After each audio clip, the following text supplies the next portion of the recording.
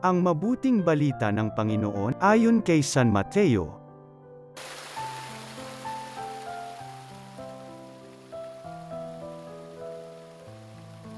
Noong panahong yun, dali-daling umalis ang mga babae ng libingan.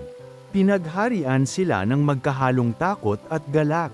At patakbong nagpunta sa mga alagad upang ibalita ang nangyari. Ngunit sinalubong sila ni Jesus at binati.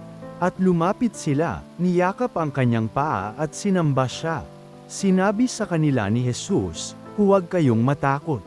Humayo kayo at sabihin sa mga kapatid ko na pumunta sila sa Galilea, at makikita nila ako roon."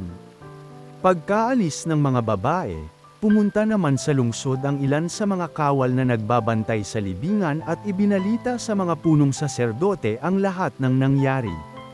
Nagtipon-tipon ang mga ito at matapos makipagpulong sa matatanda ng bayan, sinuhulan ng malaki ang mga kawal.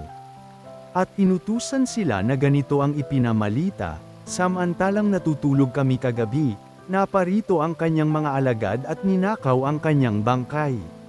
Sinabi pa nila, "Huwag kayong mag-alaala, makarating man ito sa gobernador. Kami ang bahala." Tinanggap ng mga bantay ang salapi at ginawa ang bilin sa kanila. Hanggang ngayon, ito pa rin ang sabi-sabi ng mga Hudyo.